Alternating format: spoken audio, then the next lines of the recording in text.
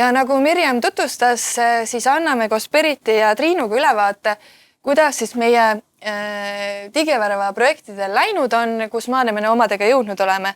Tegelikult Tiina küll juba avasõnades ütles, et 10 teenust, mis meil sai lubatud, on eesti.ee-s kenasti kättesaadavad, aga võib-olla näitame lähemalt, kuidas need välja näevad ja mis nendega võib-olla edasi plaanis teha on.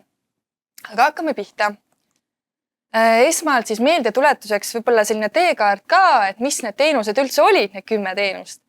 Et nendeks teenusteks oli siis esmalt ettevõtja andmekaart, milles siis varsti tegelikult on saamas hoopis töölaud, postkast, rahastamise võimaluste rakendus, tähtajaliste kohustuste teenus, volituste teenus, töötajatega seotud toimingute teenus, ka võimalus leida selliseid äritegevust toetavaid ja soodustavaid teenuseid või infot nende kohta eesti.ee-st. Ka tegevusload ja majandustegevusteated on nüüd ettevõtjale ühte kohta koondatud. Ja kui soovid ettevõtet alustada, siis samm-sammuline juhend ka selle kohta on eesti.ee-s leitav. Ja loomulikult ka kui ettevõtet soovid arendada, siis ekspordiga seotu. Ja läheme siis esimesena rääkima ettevõtte tähtajalistest kohustustest, milline see rakendus välja näeb ja mis seal siis teha saab. Oleme toonud videopildi näitamaks, milline see päriselt siis välja näeb, kuna mitmed teenused on selles mõttes sisse logimise tagapeidus. Ja isegi kui meil on väga toredad ja usinad koostööpartnerid osalenud teenuste arendamisel, siis võib-olla nad ei teagi, milline see täpselt välja näeb, et täna toome selle pildiga teile. Tähtajaliste kohustuste teenus koosneb siis meil 3 vahelehest. Esimene vaheleht annab ülevaate, mis sellise üldise ülevaate, milliseid kohustusi ettevõtjal üldse võib olla, millega ta peaks arvestama, viited seotud artiklitele ja nii edasi, sest nagu ma ütlesin, see teenus on kättesaadav esialgu veel sisse logitud vaates, kindlasti varsti on see kättesaadav ka sisse logimata vaates, et ka see inimene, kes võib-olla ei ole veel sisse loginud, saaks aimduse, millega tal tuleb silmitsi seista. Teine vaheleht on siis rakenduse enda vaheleht, kus näitab ettevõtja personaalseid tähtelisi kohustusi. Hetkel see pilt ei ole terviklik, kuna meil liidestunud asutusi tuleb juurde. Hetkel on liidestunud siis Eesti Pank, äriregister oma majandusaasta aruandega, Statistikaamet erinevate siis pärimistega, EMTA maksuvõlaga, Päästeamet ja Transpordiamet ja tegelikult järgmiseks tulevad meil juurde ka PRIA ja RTK. Ja kui ma ennem ütlesin, et 3 vahelehte on meil sellel rakendusel, siis 3. vaheleht ongi see lisateabe vaheleht, et kus me oleme koondanud kokku sellised äritegevust ettevõtjale võib-olla selline mitterahaline toetus ja abi ja ka vabatahtlik, et võib-olla siin on näha näiteks majandusaasta aruande KKK, et kuidas siis üldse alustada majandusaasta aruande täitmisega.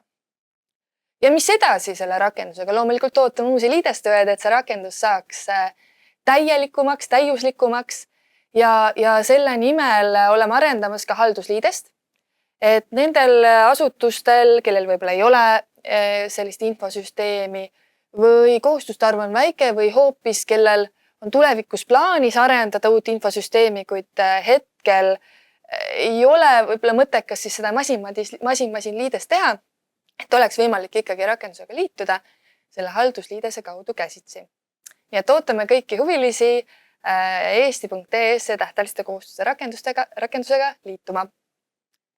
Aga kui me siit edasi liigume, siis teine tegelikult üsna populaarne teenus meie lehel on rahastamise võimalused, kus oleme toonud kokku siis kõik riigi poolt pakutavad toetused. Ja ka siin on 3 vahelehte. Hetkel on siis siin esimesel vahelehel näha erinevate toetusandjate kontakte. See kontseptsioon peagi muutub ja sellest saab siis selline sarnaselt tähtajaliste kohustuste teenusele ülevaatlik infoleht. Aga teine vaheleht on siis tõesti, siin on siis näha, milline see rakendus päriselt välja näeb. Ta on võimalik filtreerida tänasel päeval kategooria, tüübi ja muu järgi omale sobivaid rakendusi ja hetkel on meil siis liitunud RTK, kus RTK-ga tulid kaasa ka mõningad teised asutused, aga liitunud on ka PRIA, spordikoolituse ja teabe sihtasutus. Ja just tuli meelde, et tegelikult pidi seda Berit rääkima, aga kuna ma juba alustasin, siis ma jätka. Väga usinalt hakkasin rääkima, no mis seal ikka. Ja leping on sõlmitud ka Kultuuriministeeriumiga. Ja nii nagu tähtajaliste kohustuste puhulgi, siis ka siin on haldusliidese arendamine plaanis, et ka siia saaks käsitsi juurde panna toetusi, et tõesti neil, kellel ei ole võimalik, sest meie eesmärk on ikkagi Eesti.ee-s pakkuda terviklikke teenuseid. Ja selleks on meil kõigi asutuste abi vaja ja koostööd vaja teha. Aga ja 3. vaheleht on siis siin ka lisateabe vaheleht, et täpselt samamoodi erinevad KKK-d ja sellised võib-olla kalkulaatorid, blanketid antud teema kohta. Aga nüüd tõesti annan sõna Beritile. Aitäh! Räägin siis tegevuslubade ja majandustegevusteadete rakendusest. Et selle eesmärk on siis anda ettevõtjatele ülevaade kõikidest ettevõttega seotud tegevuslubadest ja majandustegevusteadetest. Ettevõtjal on võimalik suunduda siis sellest rakendusest asutuse iseteeninduskeskkonda andmeid muutma, tegevust peatama või lõpetama. Ning samuti siis viimasel vahelehel Otsi lube ja teateid on siis võimalik infoartiklite abil tutvuda erinevate loa ja teatamiskohustustega. Selle rakendusega on hetkel liidestunud PRIA, PTA ja Terviseamet ja liidestuma ootame veel siis TTÜ-d majandustegevuse registriga, Haridus- ja Teadusministeeriumit ning Ravimiametit. Ja ka selle teema vaates on üks lisategevus meil juba alanud. Nimelt oleme alustanud siis tegevuslubade ja majandustegevusteadete andmekoosseisude kaardistamisega. Ja selle eesmärk on siis saada ülevaade kõikidest kehtivate lubade ja majandustegevusteadete andmetest. Valmib üks ülevaatlik andmetabel. Ja see on siis aluseks meile järgnevateks tegevusteks, milleks on siis andmete võimaluse korral vähendamine, ettevõtjate küsitavate andmete ja siis andmekoosseisude ühtlustamine üle erinevate registrite ja asutuste ning see omakorda võimaldab tulevikus pakkuda ettevõtjatele mugavamaid teenuseid, näiteks juhul, kui ettevõtjal on vajalik ühe korraga taotleda mitu luba või esitada mitu teadet. Aga annan sõna tagasi Andrale. Ja minu üks huvitav projekt oli töötajatega seotud toimingud, mis siis sügisest on ka täitsa kättesaadav Eesti.ee sisse logitud vaates.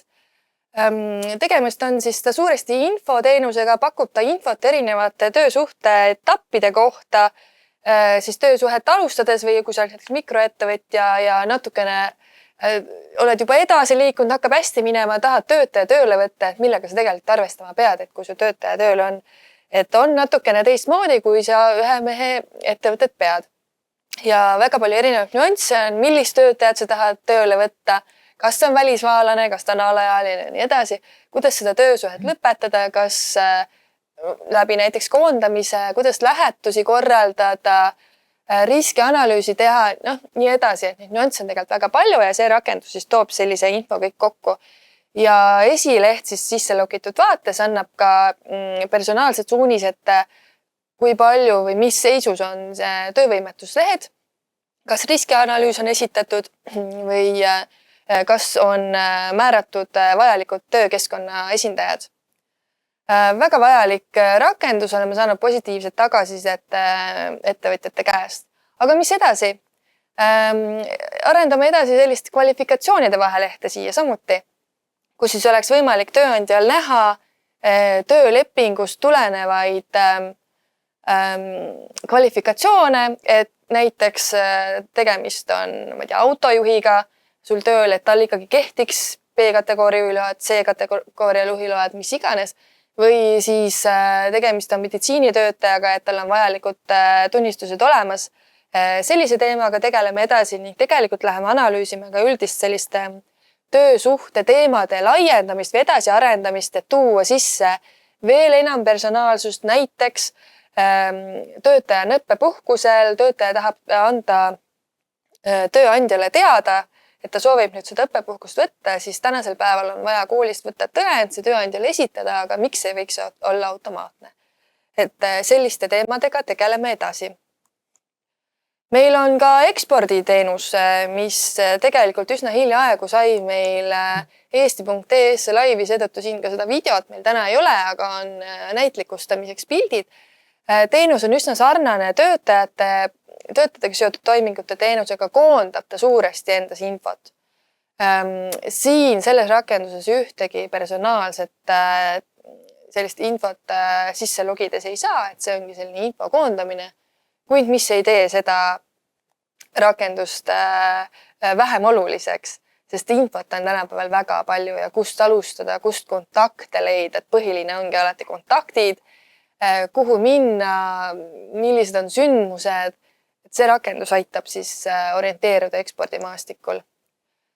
Ja siin on siis samuti välja toodud mõned pildid, et teemade kaupa on välja toodud vahelehed, mis teeb siis rakenduses orienteerumise lihtsaks, mõnusaks ja akordionit avades saab siis teemaga lähemalt tutvuda.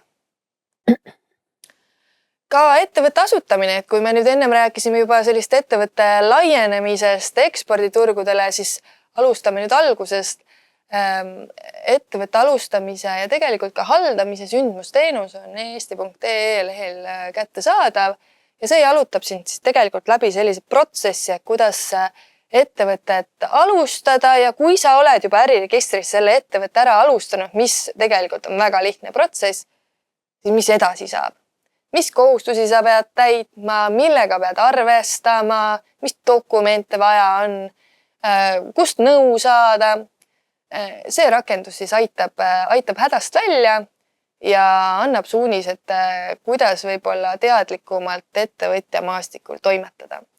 Ja tänuväärne on ka see, et selle rakenduse raames või tähendab selle teema raames toimetab meiega ka Riigi Infosüsteemide Keskus, kes on loonud sellise juhendatava likvideerimise protsessi teenuse, ehk siis tegelikult on teinud lihtsamaks ja arusaadavamaks, et kui sa tahad ise nüüd ettevõtet lõpetada, et kuidas see käib. Ja see teenus on äriregistris kättesaadav augusti lõpust.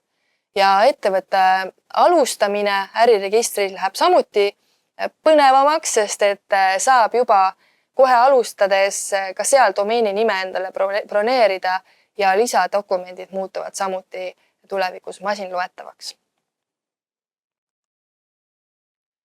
Nagu ma ütlesin, siis meil esimene selline projekt oli või teema oli ettevõtja andmekaart. See siis tänasel päeval on muutnud oma kontseptsiooni ja on muutunud võib-olla selliseks struktureeritumaks, põnevamaks ettevõtjale kindlasti, sisaldab rohkem personaalset infot, et on loodud uus kontseptsioon avalehele ja ka ettevõtja töölauale. Ja see on siis leiab esialgse versiooni laivist detsembrikuu jooksul, et on mida oodata jälle. Ja on saanud ka sellise uue kuva meil sellised teemalehed, kui tegemist ei ole rakendusega, aga tahame mingit infot eesti.ee-sse lisada, siis selline kontseptsioon, kuidas seda teha võiks, on samuti loodud. Aga mis veel tulemas on, millega toimetame? Ettevõtja tahab ju tegelikult näha kõiki riigi teenuseid eesti.ee-s ja selleks ei ole ainult võib-olla riigi tasandi teenused, sest et ettevõtja jaoks on kohalik omavalitsus osa riigist. Ja seetõttu oleme siis lisamas ka kohalike omavalitsuste teenused eesti.ee-sse. Hetkel on käimas analüüs, kus oleme juba kaardistanud kohaliku omavalitsuse teenused. Neid on päris palju, kokku 79 omavalitsuses. Kokku oli neid pea 1600 ja üritame siis nüüd need teenused sinna eesti.ee-sse ka kokku tuua. Et tegelikult siin on näha, et kui neid teenused on väga palju, orienteeruda on ilmselgelt natuke keeruline, siis struktureerime ja loome ka selles väärtus eesti.ee-sse. Analüüsi viib läbi hetkel PricewaterhouseCoopers ja peatselt oleme jõudmas ka lõpuni, ehk siis juba järgmisel korral saame ka täitsa visuaale näidata. aga nüüd ma olen väga palju rääkinud ja annan sõna ka Triinule.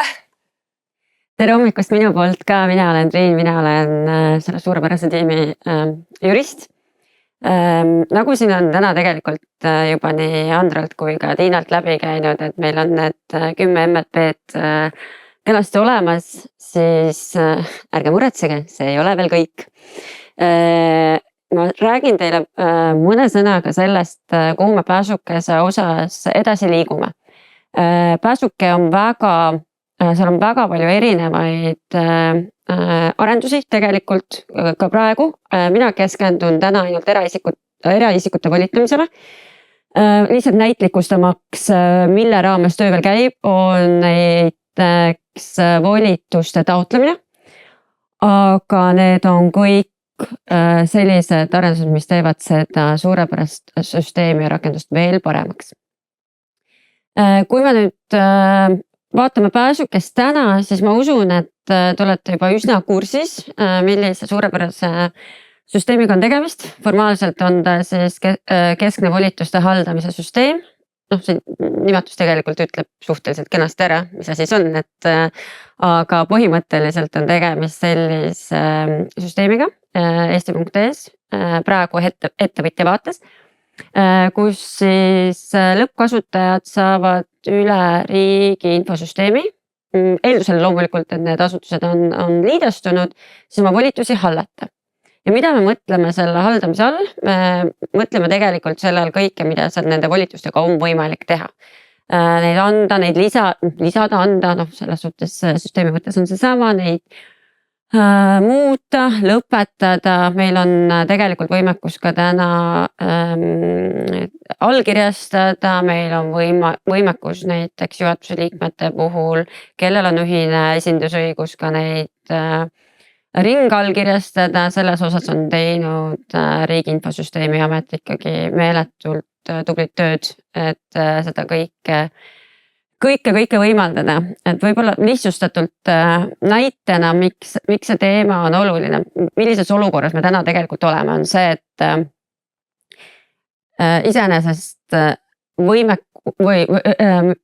süsteemi loogika on selline, et juriidilise isiku seaduslik esindaja logib siis sisse, on siis autenditud vaates eesti.ee, siis läbi pääsukese tal on võimalik siis volitada, kõige lihtsam näide on oma raamatupidajat, kes läheb tema siis selle ettevõtja nimel näiteks majandusaasta aruannet esitama. Et see on see olukord, kus me täna oleme. Aga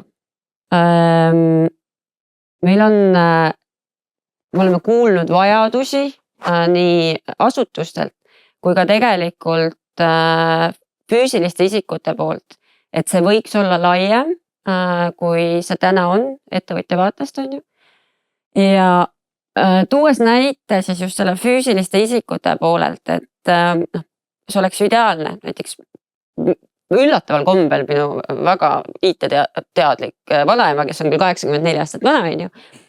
Kui tema soovib, et mina näeksin tema retseptide andmeid ja ma läheksin, ostaksin need retseptid talle ka välja, siis tegelikult see võiks olla üks variant, kuidas seda saaks teha. Muidugi kõik võidavad, vanaema saab ravimid, mina saan maailma parimaid lihapirukaid, on ju. Et ühesõnaga see on nagu, need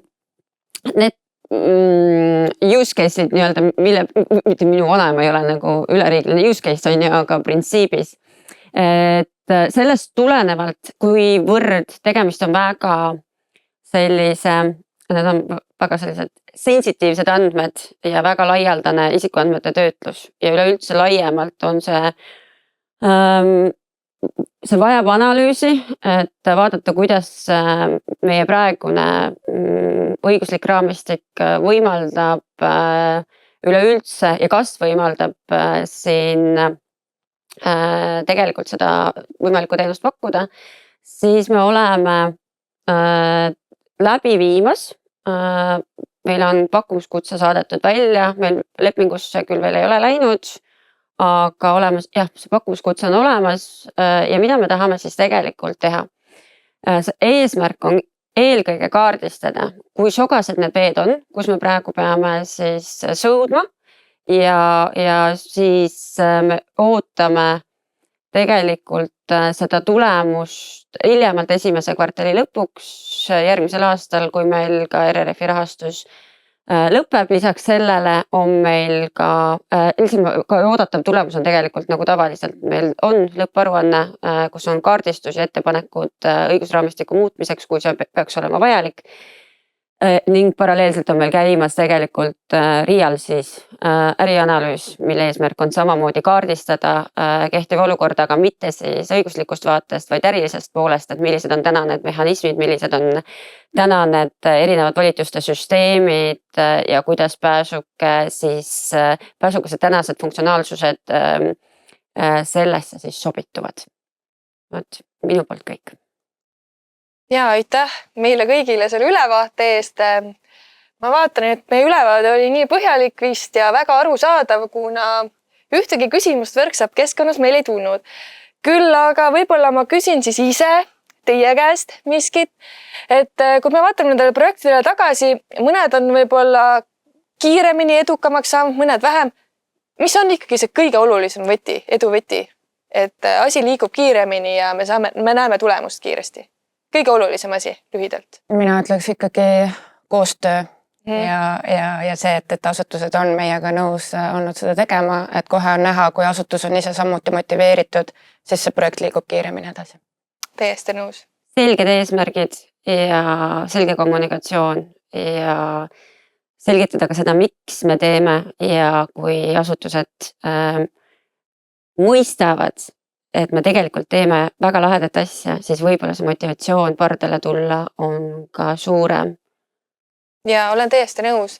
Ja ma loodan, et asutused, kes täna siin kuulavad ja ei ole ikkagi meiega veel liitunud, siis tõesti, me teeme ägedat asja. Ise näete, kogete, teised tulevad kaasa, et liigume koos, teeme koos. Aga nüüd liigume hoopis tulevikku vaatava arutelu juurde. Järgnevas vestlusvoorus räägime sellest, milline saab olema ettevõtja digivärava visioon ja roll järgnevatel aastatel. Need aastateks on siis 2026 kuni 2030 ja vestlusringis osalevad Ernst & Young Baltic AS juhtivkonsultant Raivo Ruusalepp, Majandus- ja Kommunikatsiooniministeeriumi ettevõtja digivärava valdkonna juht Tiina Kruusimägi ja projektijuhid Berit Tasa ja Mirjam Kolga. Soovime kõigile põnevat arutelu ja kohtume juba mõne hetke pärast.